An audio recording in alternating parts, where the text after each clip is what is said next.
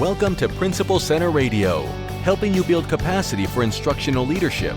Here's your host, Director of the Principal Center, Dr. Justin Bader.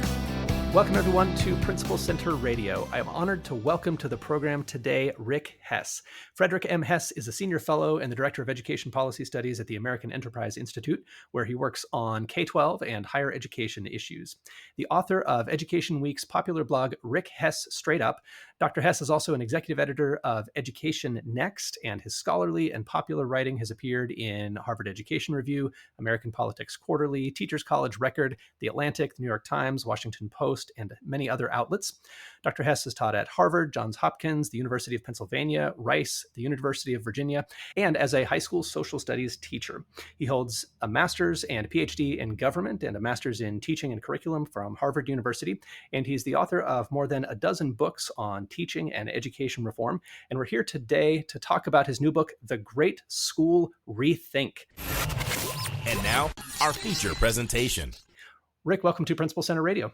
Hey, thanks for having me and for that long, generous introduction. Appreciate it. Well, thank you so much for joining me to talk about the book. And I think this is a particular time in history and in the history of education in the United States in particular, when it's worth doing some of that rethinking. Why now, and why rethinking on the scale and scope that you talk about in the book, which I was surprised to find is fairly reasonable and modest. You know, you're not saying burn everything down, start from scratch. These are fairly modest and doable rethinking. Why now, and why to that extent? Yeah, I think so. I'm glad to hear that. That was certainly the intent. A couple of reasons. One reason why now is for the first time in my professional career, going back to when I taught high school last century, it feels like there's actually an appetite for rethinking. For most of the last few decades, while we've been in the throes of quote unquote school reform, most of it has felt like it's been pushed down from nations, from governors, from Washington, D.C., from places like think tanks like mine. During the pandemic, when parents and schools, when the relationship was fundamentally altered over the course of a year and a half, and I think you saw parents who had long kind of taken their relationship with schools for granted, suddenly asking new questions, seeking new opportunities. And when you saw educators and school leaders confronted by the sense that a lot of what we're doing just isn't working the way it needs to, you actually saw a demand for rethinking. So I think I've written a number of books, many books over the years, most of them working from the premise of here's what we really ought to do. And I think maybe for the first time in memory, this was a time where I was writing, well, if we want to do this, here's how we can do it. Which is why this book is heavy on exercises, heavy on opportunities for folks to do what works in their schools and communities. And so I think that's at the core of it, that to the extent that there is an appetite to figure out how do we make these schools and systems work much better for kids and families and for educators, that the fact that we've been shaken out of routines creates a moment to do that. And this book is really intended to help folks seize that moment. Absolutely. And one of the big shakings that I've spent a lot of time thinking about in recent months is around staffing, that we have different people and different numbers of people coming into the profession. We have a great deal of difficulty keeping people in the profession. And in the book, you go into a bit of the history of kind of why education is staffed the way it is, that there were some particular moves made by key reformers at different points in history that got us the workforce that we had in the 20th century, the workforce we have today. Take us into just a little bit of that history and tell us a little bit about your thoughts about how we might think about the workforce differently today. You know, it's funny. When you talk to school or system leaders, we're all so used to the staffing model. And that's due to state regulations and collective bargaining agreements and job descriptions and everything else, that it's hard to get outside it. This is where history can be useful. It's good to remember that schooling wasn't always a feminine profession. At the dawn of the Republic, it was a mostly male profession because it was thought to be inappropriate for women to teach outside the home. We feminized teaching in the 1830s, 1840s, when the Common School movement, Horace Mann, folks might remember, bought a pool of cheap labor to staff out their new common schools. And so we could pay women half what they paid the men, and they weren't going to go anywhere. And so we built this labor force from the mid-19th century to the mid-20th, which was fueled by cheap women labor because women college grads, other than teaching or nursing, really had no doors open to them. It's not that it was a perfectly functional model of schooling. Today, it's not a functional model. All of those college educated women who once became teachers are now going into all kinds of other lines of work. Yet, you've got district HR departments that continue to try to recruit in 2023 like it's 1923.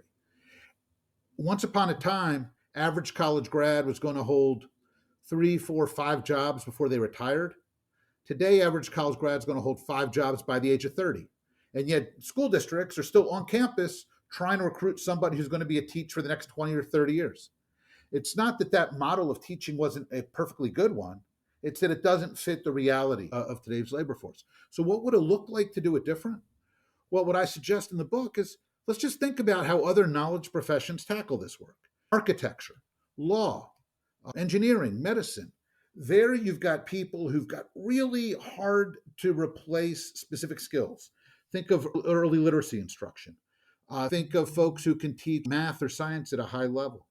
Then you've got lots of folks who do important work that complements that, but that's easier to replace and doesn't require as much expertise.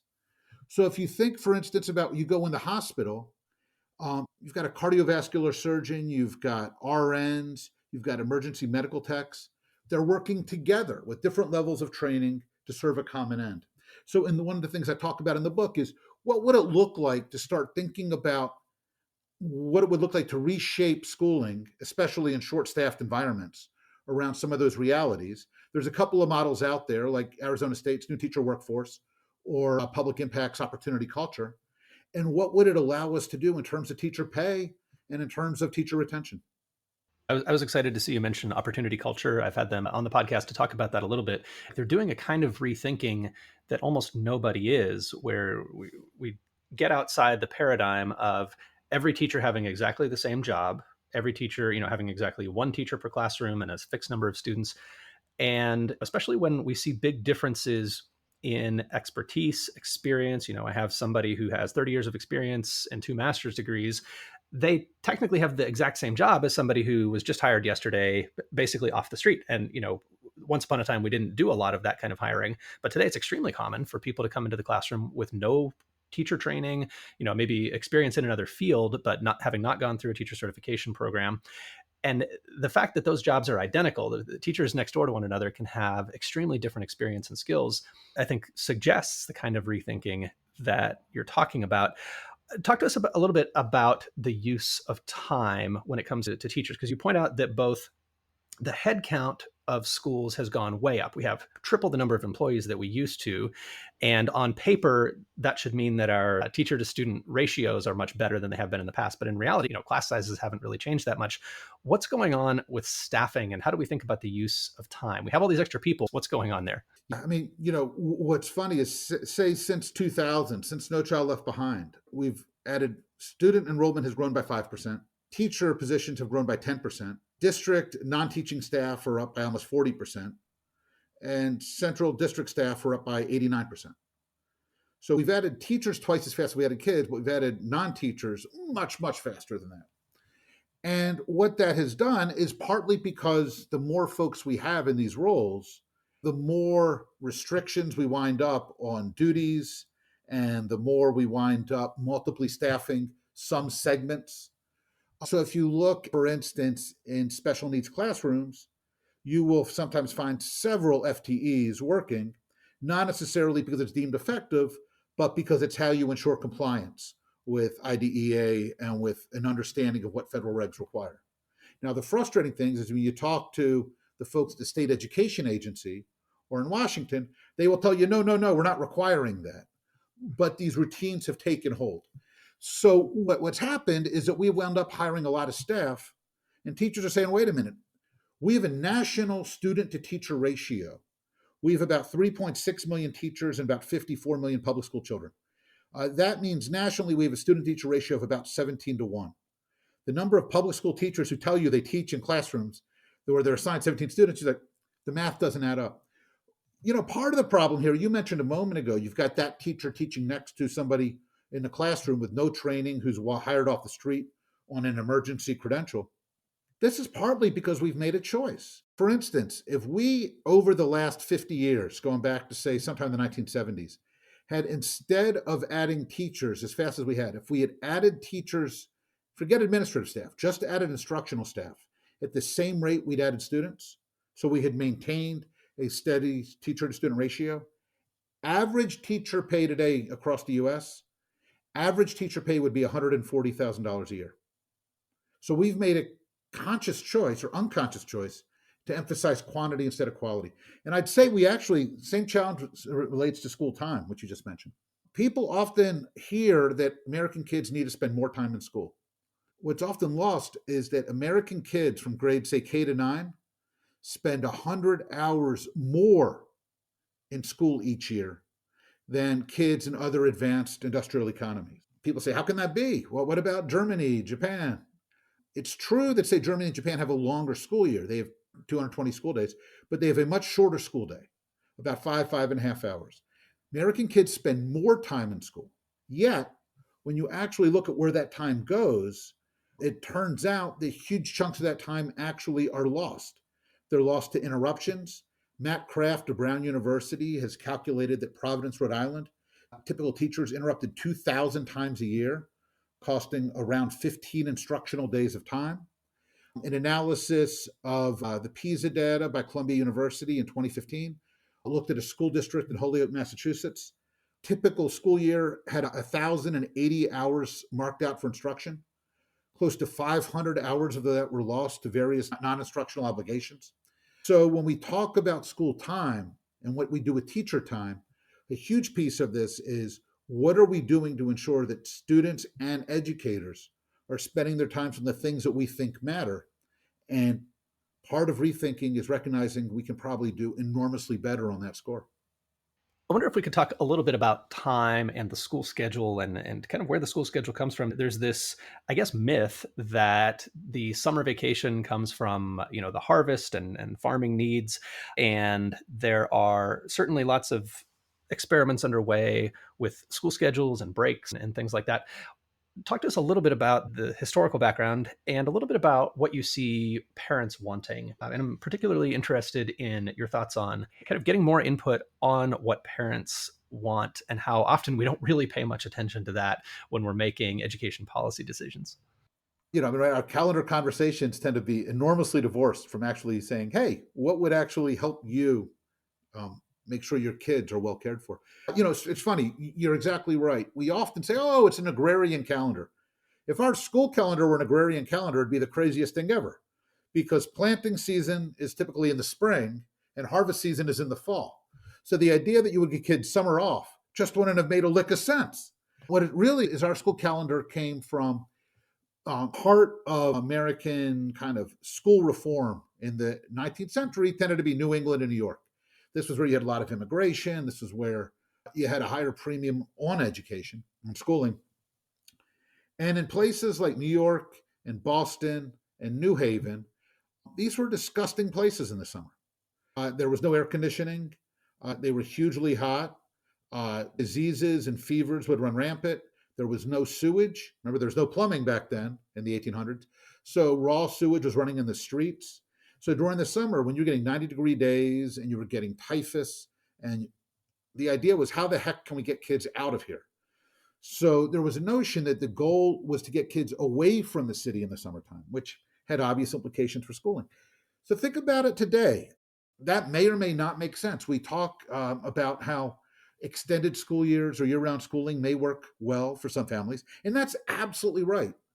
If your kid is sitting on doorsteps all summer or on their cell phone, getting exposed to crazy stuff and getting bullied, or running with kids that you can't monitor because you're at work, summer vacation is actually a scary time, not a good time. And for those families, schools that actually run year-round or have a shorter summer vacation can be hugely appealing. On the other hand, there are also other families for whom summer vacation is a wonderful time. They have the resources or flexibility or what have you that they can give their kid exposure to things that they value. And when we often talk about this in a policy sense, it's we need to start school earlier, we need to add 10 days to the school year, what have you. A rethinking approach says, well, let's engage our community.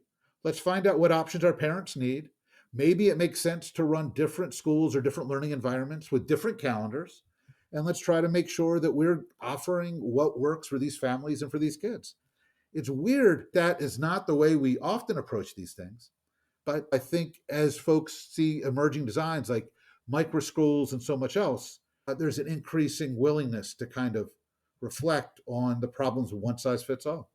Absolutely. And for years now, we've seen that especially rural districts are going to 4-day school weeks, and many people say that works well for them. I am pretty happy personally as a parent with the traditional 5-day summer vacation and all the typical kinds of schedules. But you point out that in a lot of areas, it may make more sense to have more things going on in the summer, to have just different opportunities that are a better fit for the community.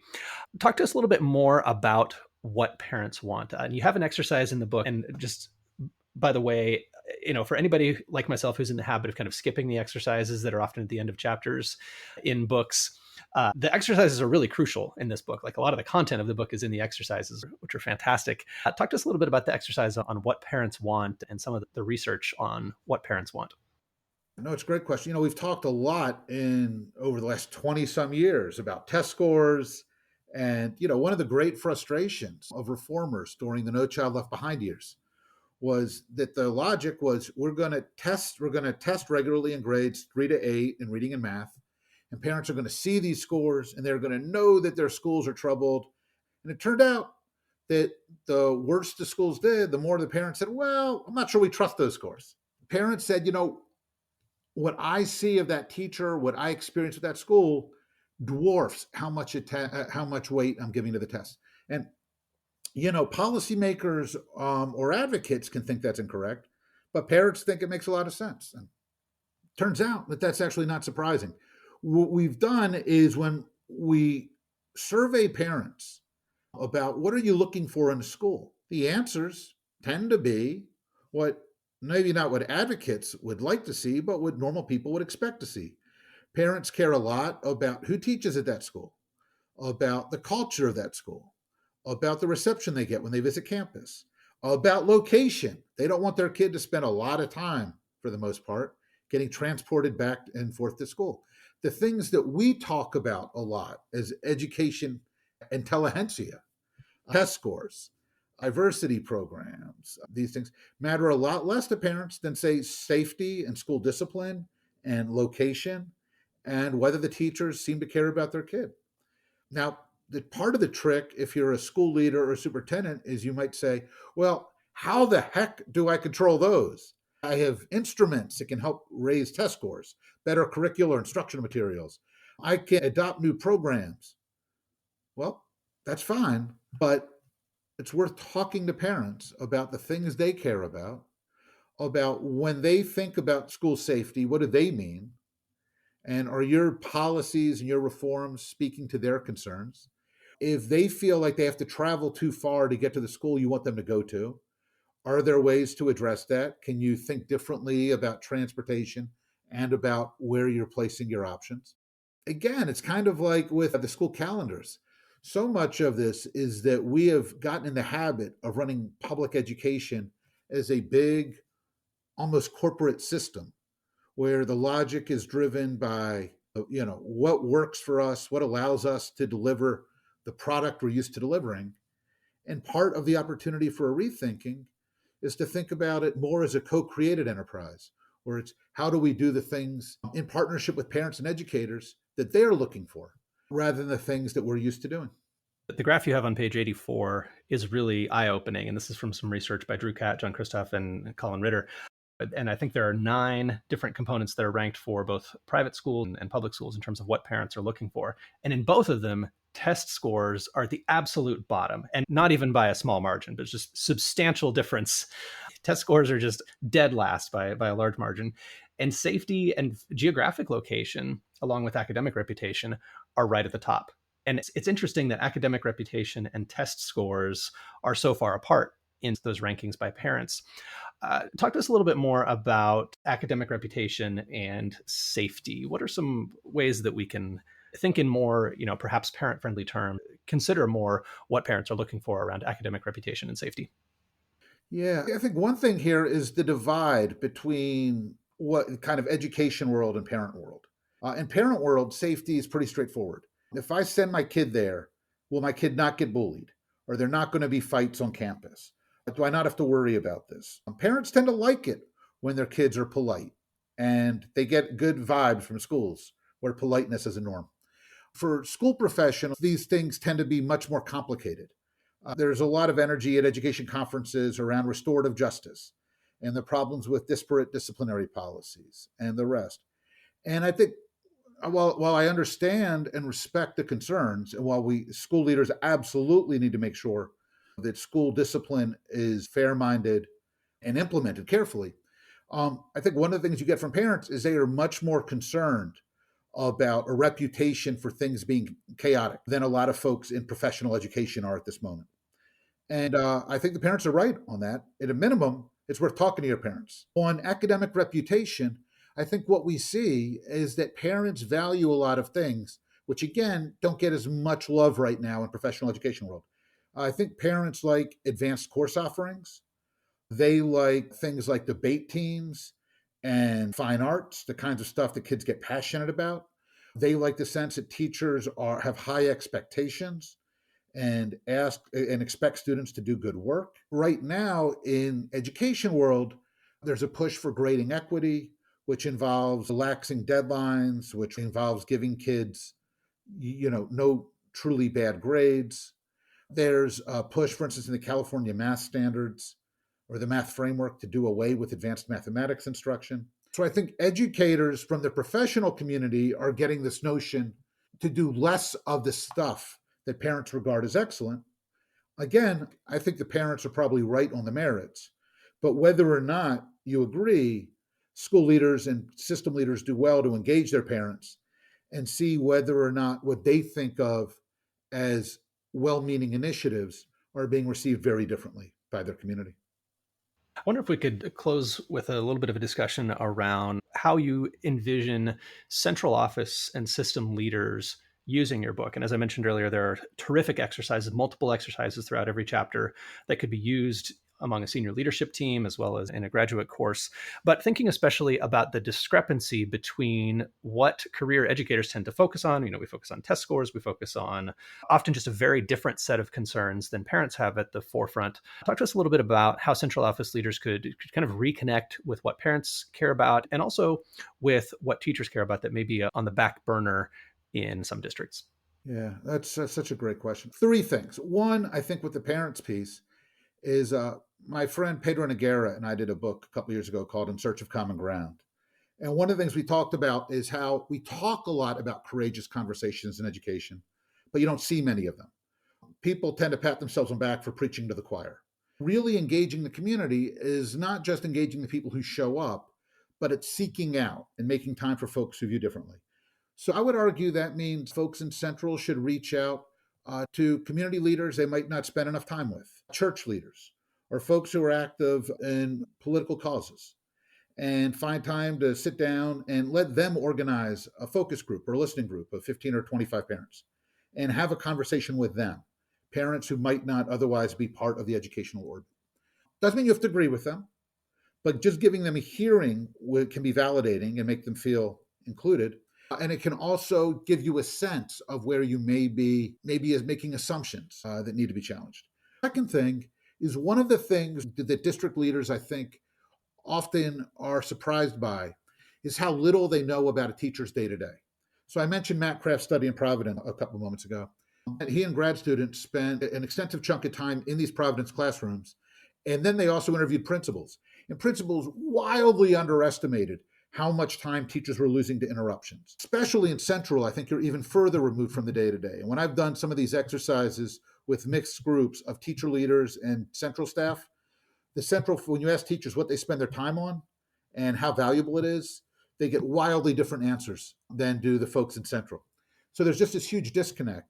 And I think doing some of these exercises with folks on campus or with selected teacher leaders and having those conversations can really be eye-opening. And then the third thing I'd say is I think part of the challenge for district leadership is you're supposed to have the answers. That's part of the logic of what drives reform. We're hiring you to come fix our schools or make good schools even better. So come in with a game plan and run it. And the problem is that's not actually how schools tend to get better. And it can be hard to acknowledge that. But even if you need to put a public message face over it, I think that these leaders do a much better job if they are asking themselves throughout, well, wait a minute, where is our time going? What are we doing with technology? Are there other ways that we might effectively partner with parents? Even if that's not part of your 3-point plan, a superintendent that you were hired for by the school board, still making sure that even as you're doing that with one hand, that you're asking these critical questions and opening doors with the other. It's challenging, but I think if you're not doing it, you're setting yourselves up for so many of the same frustrations that have played themselves out time and again. One last thing I wanted to ask about, Rick, was the idea of innovation. And especially senior leaders, central office leaders are often hired to do something shiny and new. And you talk about how technology adoptions have often been disappointing and failed to live up to the hype. Help us think about what innovation is, what that really means, and whether perhaps we're overselling the potential for innovation to really bring about better results. If there's one thing I hope central and school leaders who are listening might take from this, that innovation is a bad word. Don't let anybody use innovation in your school or your office. We have innovation zones, innovation labs, innovation prizes. They're bad. Here's what I mean. It's a little strong, but look, if you or any of your people walk into an Apple store and say, hey, I want to buy your most innovative iPhone, the person who's helping you is going to roll their eyes and think you're a lunatic for good reason. Innovation is not a thing. If you walk into that store and say, hey, I want to buy the phone with the best camera that you have, they can do that. If you say, I want you to sell me the phone with the most chip capacity because I run a lot of powerful apps, okay, they can do that. And it's true that those camera advances or chip advances were a product of a bunch of invention and designing that we can loosely label innovation. But innovation's not a thing. Innovation is a loose, lazy label that we throw about that other stuff that went on. What you're really asking for is give me a phone with a better this. If you're going to a car dealer, you're not saying sell me an innovative car. You're selling me a car that has longer battery life, that can hold a charge for 400 miles. Sell me a car that's safer for my kids. That's how we should talk about school improvement. It's not whether it's new or not. It's not whether it's exciting or some funder is thrilled about it. It's given the challenges that you're looking at, is this going to help you serve your kids and your families better? And if you're doing that and somebody in the back of the room is whispering innovation, okay. But what I worry about is that talk about innovation tends to get in the way of what's the problem and is this a better way to solve it, whether it's newfangled or old-fashioned. So the book is The Great School Rethink, a wonderful read from Harvard Education Press. Rick Hess, thank you so much for joining me on Principal Center Radio. It's been a pleasure. Hey, Justin, thanks for having me. Good to be with you. Thanks for listening to Principal Center Radio. For more great episodes, subscribe on our website at principalcenter.com/radio.